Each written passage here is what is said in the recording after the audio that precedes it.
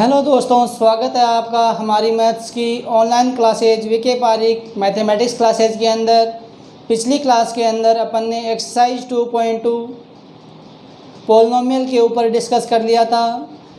किसी भी पोलिनोमियल के जीरोज और कोफिशिएंट के बीच में क्या रिलेशन होता है उसके बारे में भी हमने डिस्कस कर लिया था।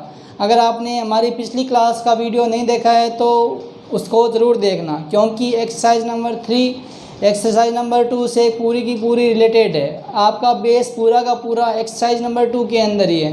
एक्सरसाइज नंबर 3 अपनी है pair of linear equation in two variable. Pair of linear equation in two variable. तो डिस्कस करते हैं अपन पहले इक्वेशन क्या होती है। पहले एक्सरसाइज का जो नाम गिवन है, भाई ये नाम क्यों दिया, पेयर ऑफ लीनियर इक्वेशन होती क्या है, इसके ऊपर अपन डिस्कस करेंगे पहले, क्योंकि पहले आपका बेस बनना बहुत ज़रूरी है। अगर बेस नहीं है, सीधा क्वेश्चन कर दिया, कोई मतलब वाली बात नहीं रहेगी। तो देखो, सबसे पहले आपने पढ़ा हुआ है पोलिनोमियल क्या होता है। पोलिनोमियल क्या होता है कि एक ऐसा एक्सप्रेशन होता है, ऐसा एक्सप्रेशन जिसमें जो वेरिएबल है उसकी पावर इंटीजर होती है। वेरिएबल की पावर क्या होती है? इंटीजर। ठीक है, अब बात करते हैं इक्वेशन। देखो क्या होती है। सबसे पहले इक्वेशन क्या होती है। अगर आपको कहीं पर भी इक्वलिटी दिखे, इक्वल्स टू का साइन दिखे, तो वो क्या है? इक्वेशन। लेकिन इक्वेशन की डेफिनेशन क्या होती है कि if two expressions are connected by equals to sign then it is called equation. Equation की डेफिनेशन क्या? देखो, if two expressions are connected by equals to sign then it is called a equation. It is called an equation. यदि आपके पास में कोई भी दो expression है, जैसे मान लो मैंने बोल दिया कि x प्लस वाई और ये मान लिया 2, दोनों क्या एक्सप्रेशन है। अगर ये दोनों एक्सप्रेशन इक्वल्स टू साइन से कनेक्टेड है तो ये क्या बन जाएगी? इक्वेशन बन जाएगी। अब देखो, आपने पढ़ा हुआ है लीनियर पोलिनोमियल। लीनियर पोलिनोमियल क्या होता है? जिसके अंदर वेरिएबल की मैक्सिमम पावर क्या हो? 1 हो। वही बात यहाँ पर है कि ऐसी इक्वेशन जिसके अंदर वेरिएबल की जो मैक्सिमम पावर है, हाईएस्ट पावर है, वो कितनी होनी चाहिए? 1 होनी चाहिए। तो अपन क्या बोलेंगे कि ऐसी इक्वेशन जिसके अंदर वेरिएबल की मैक्सिमम जो पावर है वो कितनी हो? 1 हो, तो उसे बोलेंगे लीनियर इक्वेशन। क्या बोलेंगे? Linear equation. लेकिन अगर यहाँ पर वेरिएबल 1 है तो इसे बोलेंगे लीनियर इक्वेशन इन 1 वेरिएबल। अगर वेरिएबल 2 है तो बोलेंगे linear equation in 2 variable. Variable कितने हो? 2, तो इसे क्या बोलेंगे? Linear equation in 2 variable. Linear equation in 2 variable. कब? जब यहाँ पर वेरिएबल 2 हो। यही अपना क्या है? हेडिंग है कि लीनियर इक्वेशन इन 2 वेरिएबल। ऐसी इक्वेशन जिसके अंदर वेरिएबल की मैक्सिमम पावर 1 हो और वेरिएबल 2 हो, उसे बोलते हैं लीनियर इक्वेशन इन 2 वेरिएबल। अब देखो, अपने पास में लीनियर इक्वेशन इन 2 वेरिएबल की स्टैंडर्ड फॉर्म क्या होती है। जैसा आपने पढ़ा था एक्सरसाइज 2 के अंदर कि क्वाड्रेटिक पोलिनोमियल की स्टैंडर्ड फॉर्म क्या होती है? ax² + bx + c। वैसे ही यहाँ पर लीनियर इक्वेशन इन 2 वेरिएबल्स की भी क्या है? स्टैंडर्ड फॉर्म है।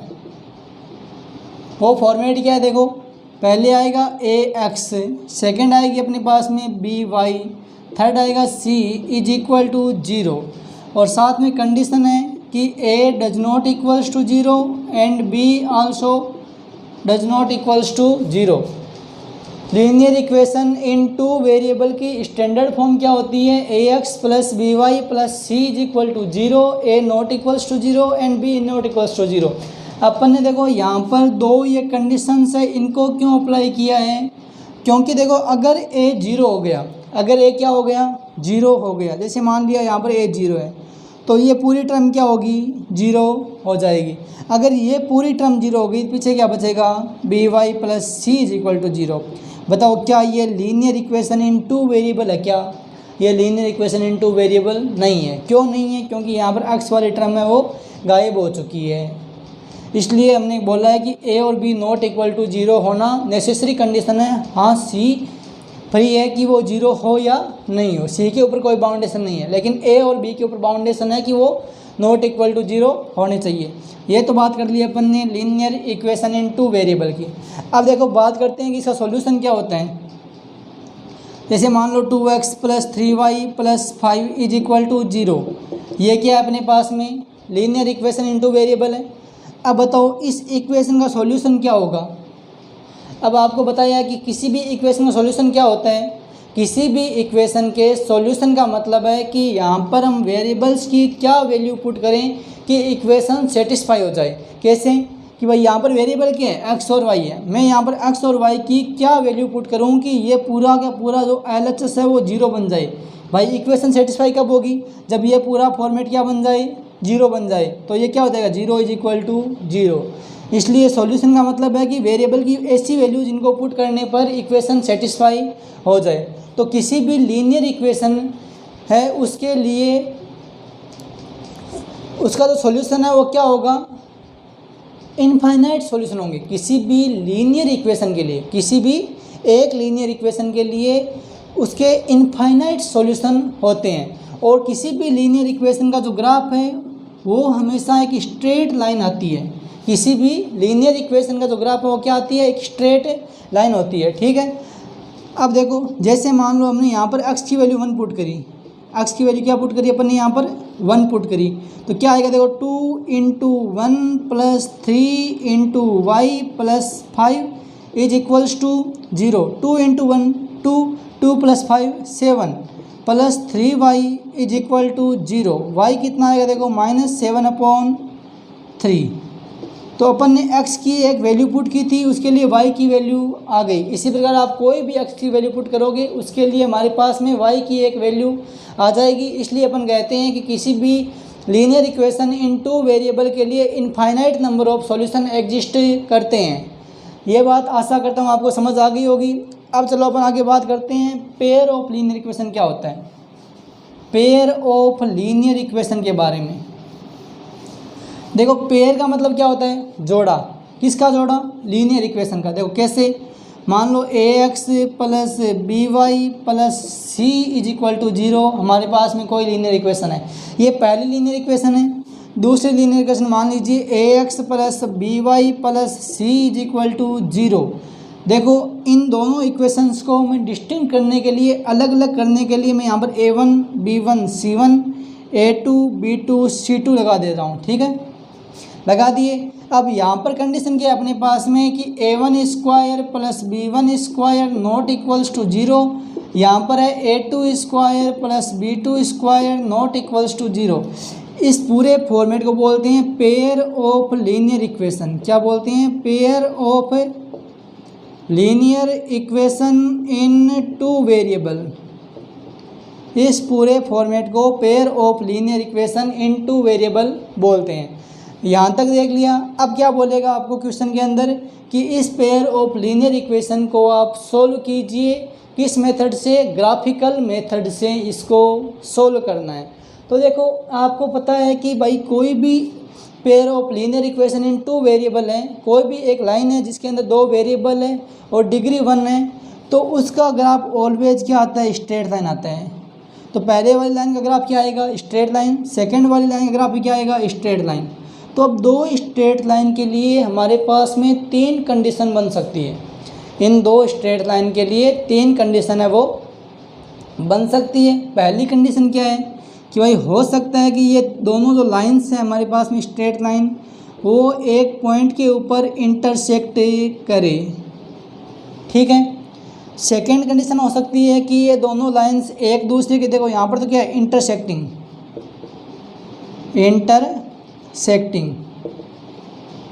सेकेंड पॉइंट क्या है, लाइन्स क्या हो, पैरेलल हो। क्या हो, लाइन्स पैरेलल यानी समांतर हो। यहाँ लाइन्स क्या हो, प्रतिच्छेदी हो। या तीसरी कंडीशन क्या बन सकती है कि दोनों लाइंस एक दूसरे के कोइंसिडेंट हो। क्या हो? कोइंसिडेंट यानी संपाती हो।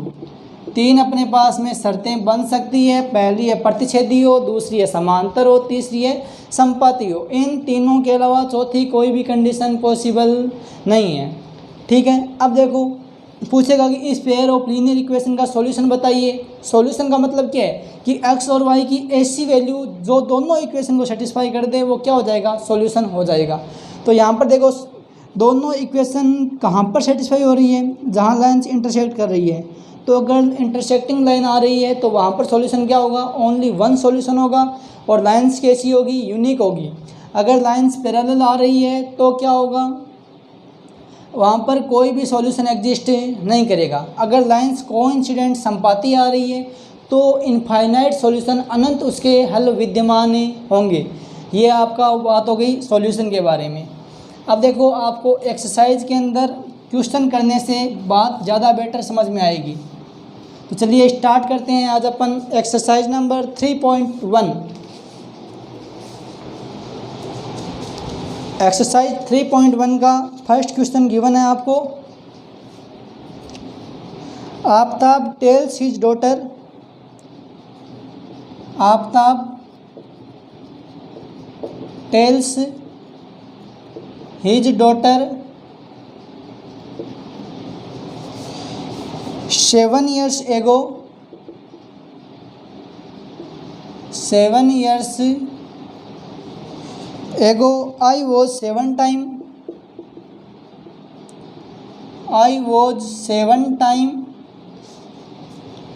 as old as you were then।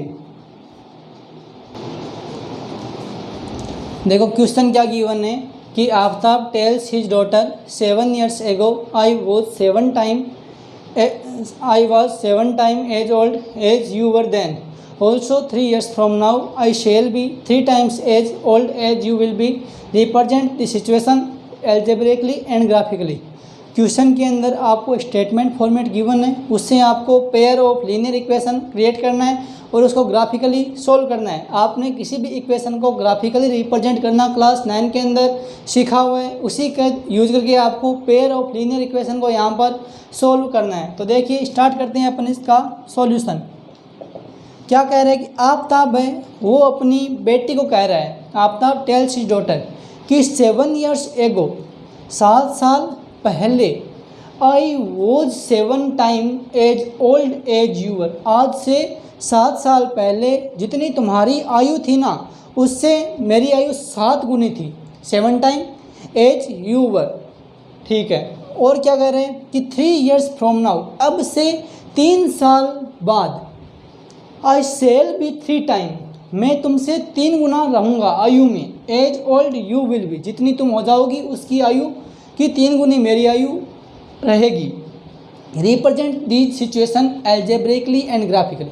तो अपन क्या करेंगे, मान लेंगे, कंसिडर करेंगे कि जो आफ्ताब है उसकी आयु x ईयर्स है और जो उसकी डॉटर है उसकी एज y ईयर्स है। तो क्या करेंगे, let present age of Aftab is x years and his daughter is y years. मान लिया कि आफ्ताब की एज तो कितनी है प्रेजेंट, x ईयर्स है और उसकी डॉटर की एज कितनी है, y ईयर्स है। पूछा कि क्या है कि 7 साल पहले, तो क्या लिखेंगे, 7 years ago age of Aftab, 7 साल पहले आफ्ताब की एज कितनी होगी, x - 7 and 7 years ago age of his daughter will be y - 7। अब क्या बोला इसने, according to question, according to question क्या गिवन है कि आफ्ताब की जो एज है 7 साल पहले वो 7 टाइम है किसकी, उसकी डॉटर की एज की। आफ्ताब की आयु उसकी डॉटर की आयु की क्या है, 7 गुनी है। इसको सॉल्व करो, क्या आएगा, x minus 7 is equal to 7y minus 7 into 7 49। यहाँ प्लस 7y ट्रांसफ़र करने पर minus 7y is equal to, यहाँ माइनस 7 ट्रांसफ़र करने पर प्लस 7, तो क्या आएगा माइनस 49 प्लस 7, तो x minus 7y is equal to, यहाँ कितना आएगा माइनस 42। ये इक्वेशन नंबर आ गया आपके 1। और देखो अकॉर्डिंग टू क्वेश्चन क्या होगा, अकॉर्डिंग टू क्वेश्चन और क्या गिवन है कि अब से 3 साल बाद, तो यहाँ क्या लिखेंगे, after 3 years, after 3 years from now, अब से 3 साल बाद एज ऑफ आफ्ताब कितनी होगी, परसेंटेज x है, 3 साल बाद x plus 3, after 3 years from now age of Aftab से डॉटर कितनी होगी, y plus 3। According to question क्या है कि जो आफ्ताब की एज है 3 साल बाद वो कितनी होगी, 3 टाइम होगी कि इसकी, उसकी डॉटर की एज की।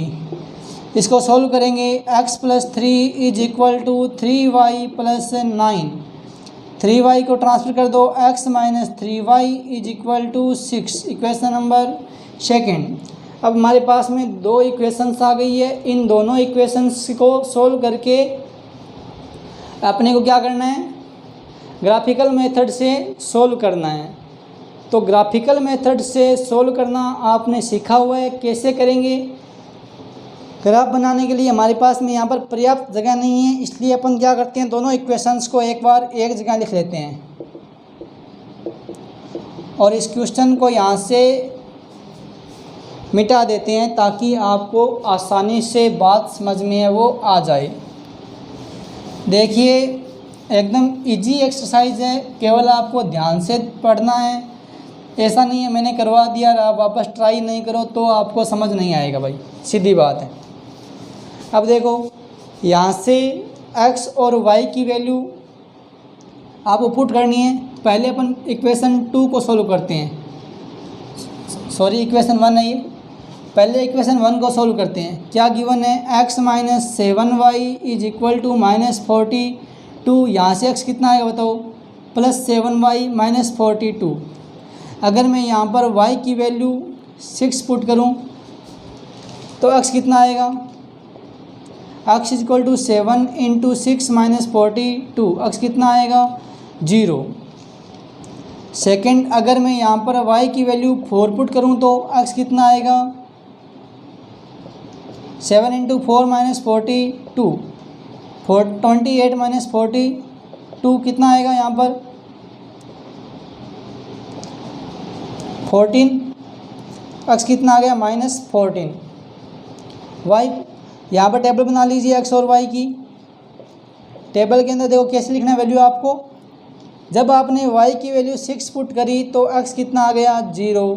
जब यहाँ पर y की वैल्यू 4 पुट करी तो x कितना आ गया माइनस 14।